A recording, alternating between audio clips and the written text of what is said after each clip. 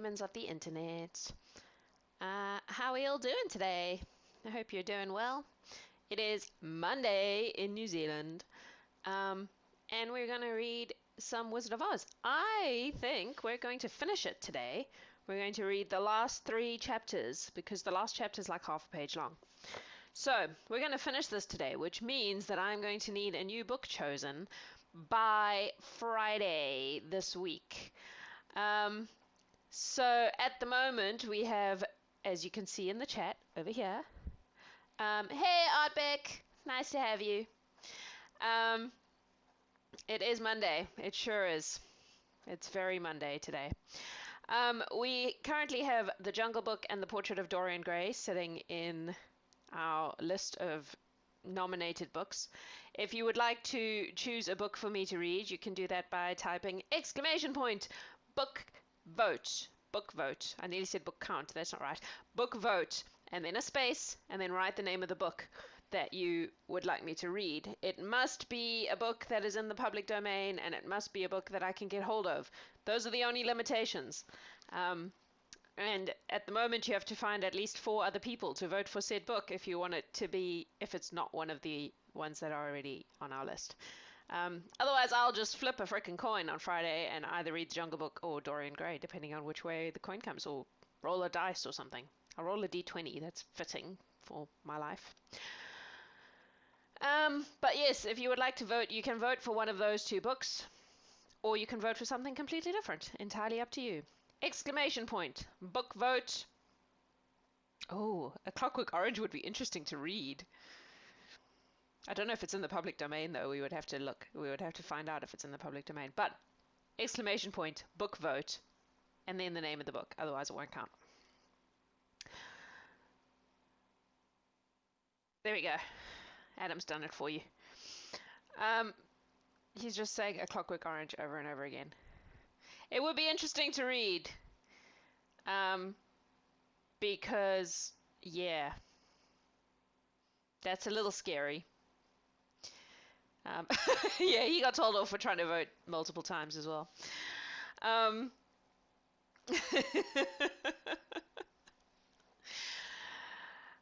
Yes, so we will see what happens. I'm a little terrified at the idea of having to read Clockwork Orange. I will need to check if its copyright has expired, because it'll be touch and go, that one, I would say. You could dress up like a droog. I don't know if I have a droog outfit, but I could, I suppose. Some days, anyway. Anyway, before we get to that, we're going to finish The Wizard of Oz today. Also, while we're on the topic of you guys doing cool stuff with us, we finished our arena on Saturday. We had our very last arena match of this season, where Dion of the Theasos became our new champion. Hey, Word Fangirl, nice to have you here. Thank you for joining us. Which means that we now have sign-ups open for our next season, which will be starting probably in February next year. You can sign up as an individual or as a team of anything up to 4. If you sign up as an individual, we'll put you in a team of 4. If you sign up 2 of you, you'll be in a team with 2 other random people. Or you can gather 3 of your friends together and sign up as a team of 4 for our season 2 of our arena. So that is basically Dungeons and Dragons PvP combat. Although we will be adjusting it slightly, so it'll be a little bit more complicated next time. This work is in the public domain in the United States because it was published in the United States. Okay, there you go. So Clockwork Orange is fair game. Holy shit. It would be interesting to read, though. The only book I will ever 100% veto, I refuse to read it, is fucking Ulysses. Don't even suggest it. It's not going to happen. It's not going to happen. I mean the James Joyce one, not the actual Greek one. Fuck that guy. I did read it, and I hated every minute of it, and I will not read it again. So I don't care if that one's in the public domain. I'm vetoing that as an option. It's not happening. Y'all are going to have to, like, I don't know. Just because you said no, I want to request it. I have no desire for it, but still chaos. It just won't happen. It won't happen. I tell you what, when we get, let's see, like 10,000 subscribers, I'll read Ulysses. How about that? Y'all can make me read that fucking cesspit of Irish bullshit. It's awful. It's awful. Why would anyone read that book? It's terrible. Anyway, I have opinions, as we know. You need to understand that Ulysses, like every single one of those books you have to read before you die lists, always has fucking Ulysses on it. And eventually I was like, okay, I'll give it a go. And I tried to read it and I failed because it's terrible. And then I tried like 3 or 4 times, and then I was dating someone who absolutely loves it. And so I was like, okay, maybe I've missed something. Maybe there's something going on with this book that I haven't understood. So I did some reading about it, and I was like, okay, we'll give it another go. And I gave it another go, and I read the whole thing. And I was like, I don't get it. I have a master's degree in literature, and I don't understand what the hell is going on in this book. And I was informed that it helps if you read the annotated version. At which point I was like, if as a writer you have to annotate your own work for people to actually be able to understand what the fuck you're on about, you have failed as a writer. Therefore, James Joyce can go suck a dick. I'm not interested. Anyway. Sorry, you guys, you got me going. I dislike most things on those lists. See, I don't, though. Like, I actually really like classic literature, clearly, because here I am reading it to you guys. I like a lot of classic literature, but Ulysses is just... Oh, Ardbeg, you're not dumb. You're lucky. Count yourself lucky and keep it that way. Because it's shit. It's wankish. It's just, he was trying to be really clever, and it's crap, and I don't... Yeah. Nope. Nope. Anyway, after my little Ulysses rant, someone should ask me about Spielberg one day. Not today, though. For that, I get a few. Yeah, well, it's shit. It's shit. Adam's heard my Spielberg rant. Anyway, so any book in the public domain, any book in the public domain that I can get my hands on, that is not James Joyce. There you go. Jurassic Park's definitely not in the public domain. That's recent enough that it'll still be copyrighted, I'm pretty sure.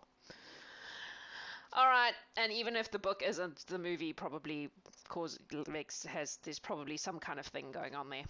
So, alright. Should we read some Wizard of Oz, you guys? Now that I've been on a rant. I have opinions on literature. What can I say? All right. Word fangirl. That was referring to the Spielberg comment. I'm not gonna go on my Spielberg rant. You'll have to get me on Spielberg a different day. We're gonna read the last 3 chapters of The Wizard of Oz. That's why you're all here. That's what we're gonna do. Don't do it, Jax. See, she understands me. All right, here we go.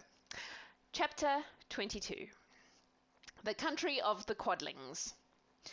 The 4 travellers passed through the rest of the forest in safety, and when they came out from its gloom, saw before them a steep hill, covered from top to bottom with great pieces of rock. "That will be a hard climb," said the Scarecrow, "but we must get over the hill nevertheless." So he led the way, and the others followed. They had nearly reached the first rock, when they heard a rough voice cry out, "Keep back!" "Who are you?" asked the Scarecrow. Then a head showed itself over the rock, and the same voice said, "This hill belongs to us, and we don't allow anyone to cross it." "But we must cross it," said the Scarecrow. "We're going to the country of the Quadlings." "But you shall not," replied the voice, and there stepped from behind the rock the strangest man the travellers had ever seen. He was quite short and stout, and had a big head which was flat at the top, and supported by a thick neck full of wrinkles. But he had no arms at all, and seeing this, the Scarecrow did not fear that so helpless a creature could prevent them from climbing the hill. So he said, "I'm sorry not to do as you wish, but we must pass over your hill whether you like it or not." And he walked boldly forward.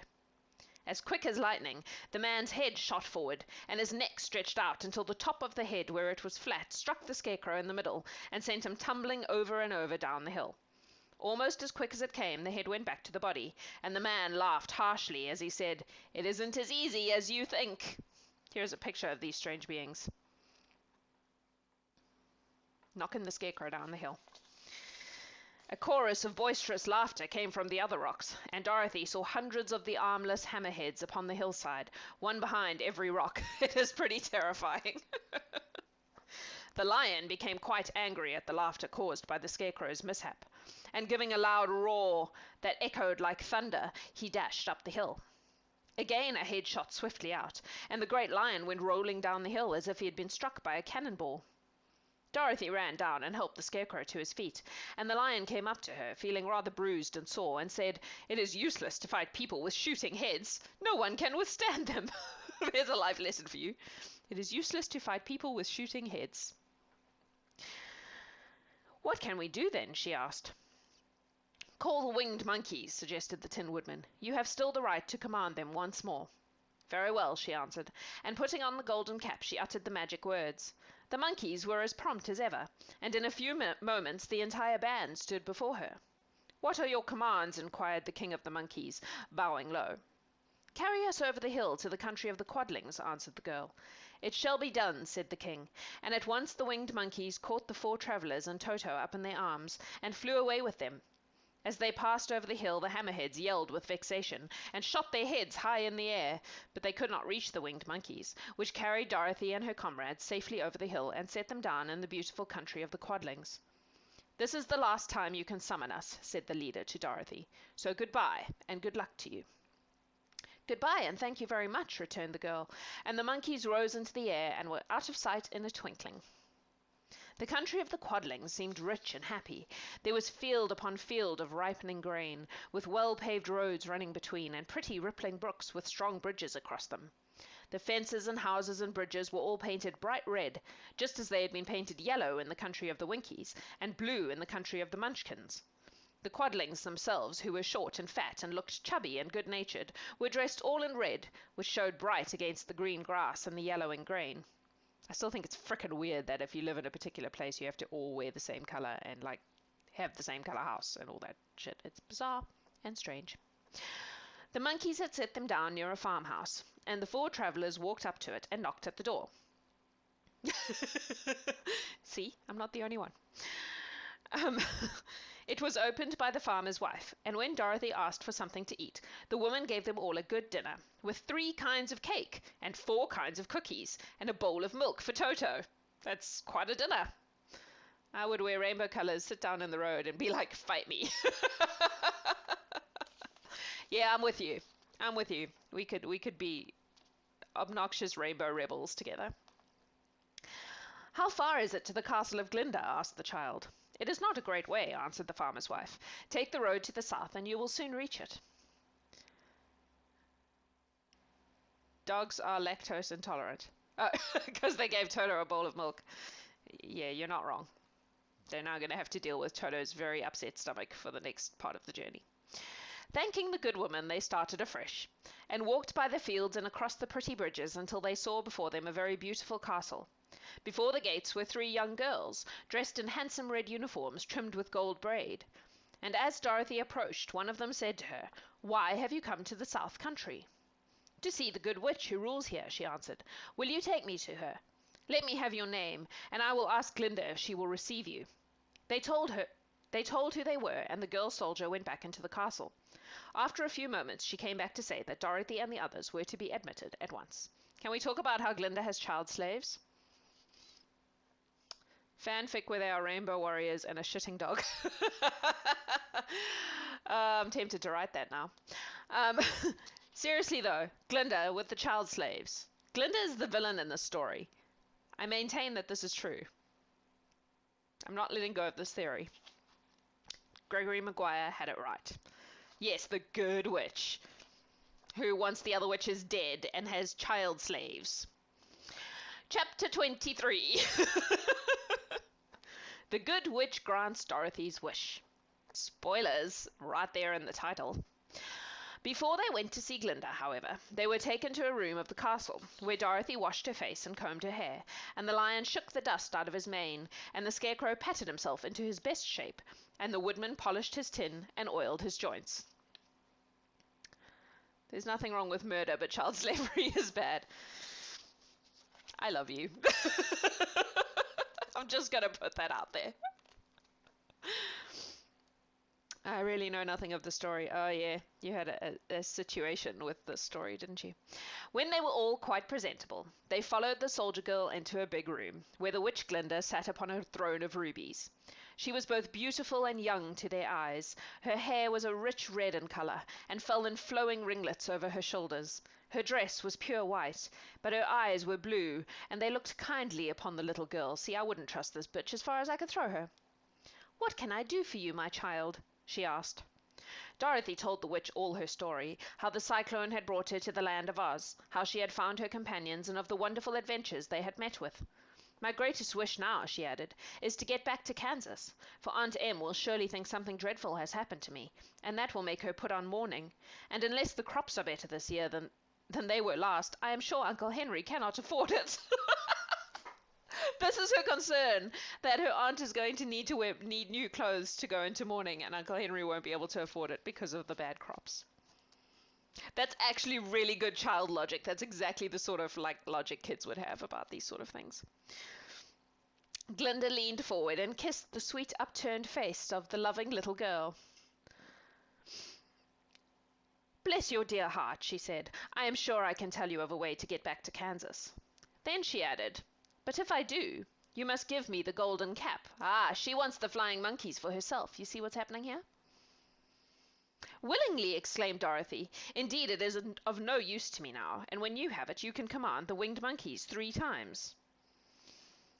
This is Glinda asking for the golden cap. This rude face. Are we talking about Glinda? Is that who the rude face is? "And I think I shall need their service just those 3 times," answered Glinda, smiling. I don't trust her. Dorothy then gave her the golden cap, and the witch said to the Scarecrow, "What will you do when Dorothy has left us?"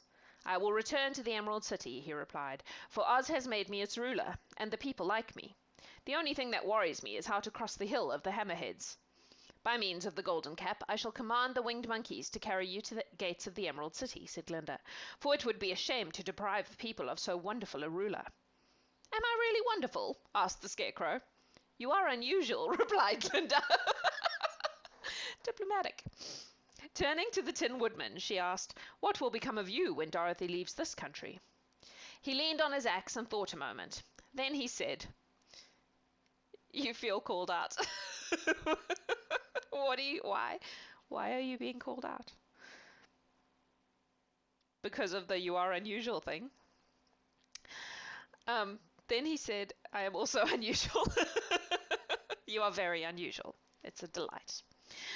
"The Winkies were very kind to me, and wanted me to rule over them after the Wicked Witch died. I am fond of the Winkies, and if I could get back again to the country of the West, I should like nothing better than to rule over them forever." "My second command to the winged monkeys," said Glinda, "will be that they carry you safely to the land of the Winkies. Your brains may not be so large to look at as those of the Scarecrow, but you are really brighter than he is, when you are well polished, and I am sure you will rule the Winkies wisely and well."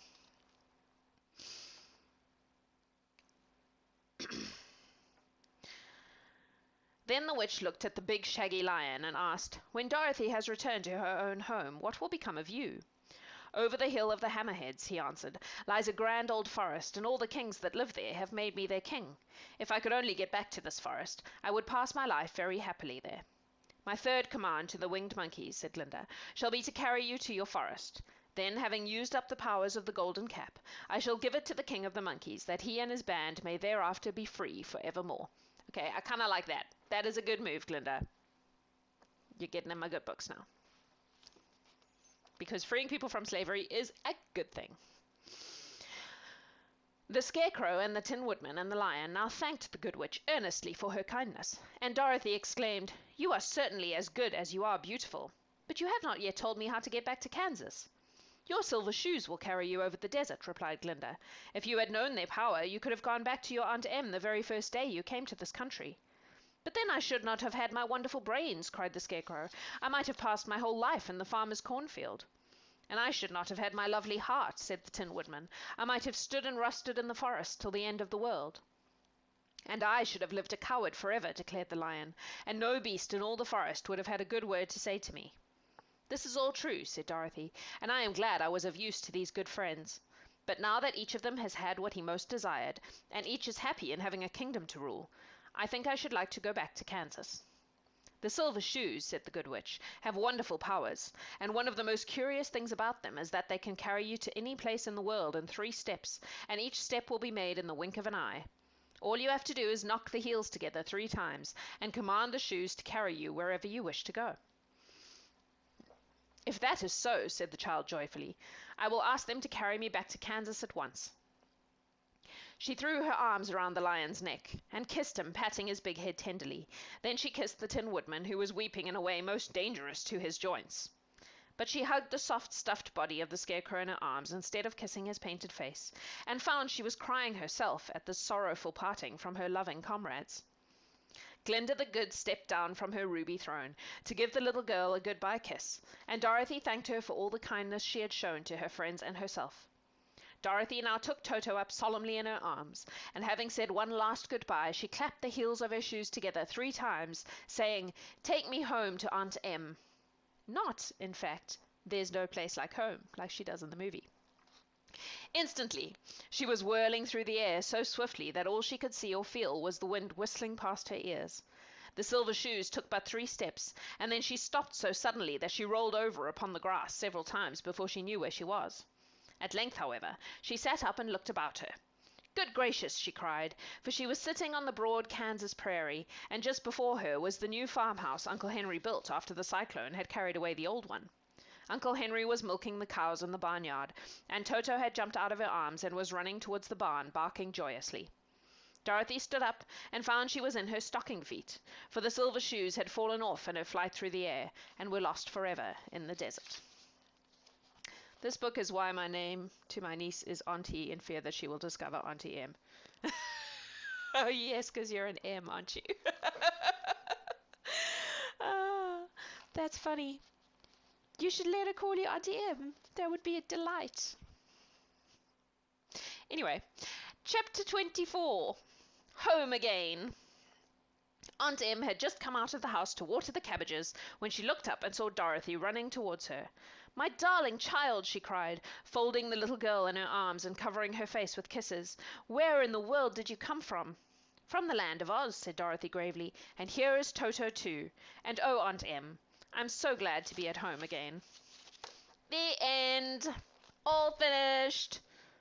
Auntie Em, Auntie Em, Auntie Em, Auntie Em, Auntie Em, Auntie Em, Auntie Em, Auntie Em. Why is that bad?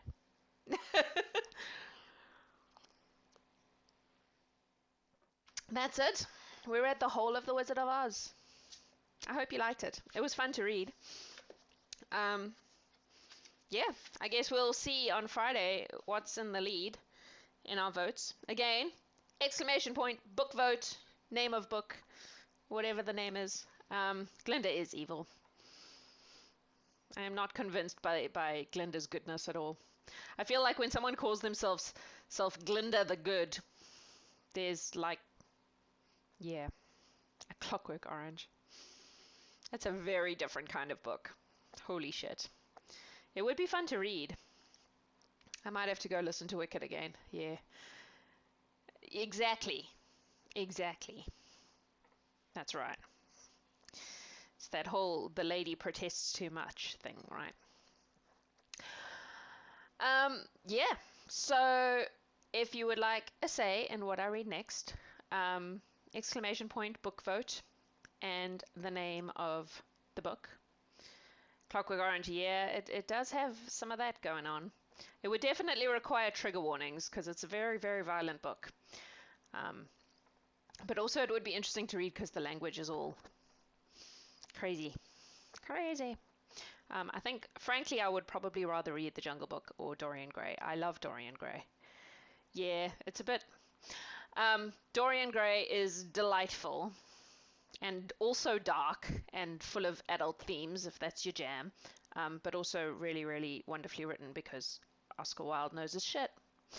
And The Jungle Book is obviously just beautiful. Like the language is really lush and lyrical, and that would be fun to read because of that. So I'm happy either way.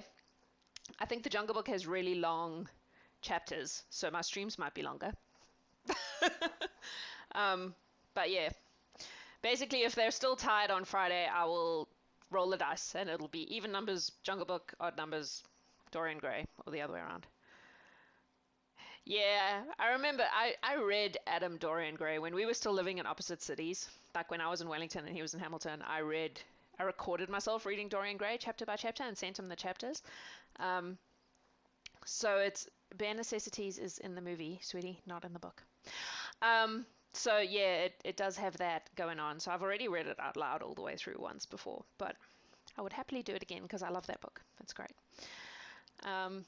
Yeah, Baloo and Bagheera are quite different in the book. The whole book is like, it has a completely different vibe to the movie because it's like a British person living in India writing about India, not a Hollywood movie. So the whole vibe of the book is totally different to the movie. But it's very pretty. So Rudyard Kipling he wrote very beautiful lyrical things, even if he was a horrible colonialist. And if we do the Jungle Book, you'll get to listen to me rant about colonialism. Won't that be fun? Everyone loves a good Jax rant. Well, Jax loves a good Jax rant. It's fun to do. I'm here for rants. Yep. Come for the literature, stay for the rants. That should be my tagline. I should put it underneath the window down here. It should say, come for the literature, stay for the rants. I might have to do that now. All right, my loves.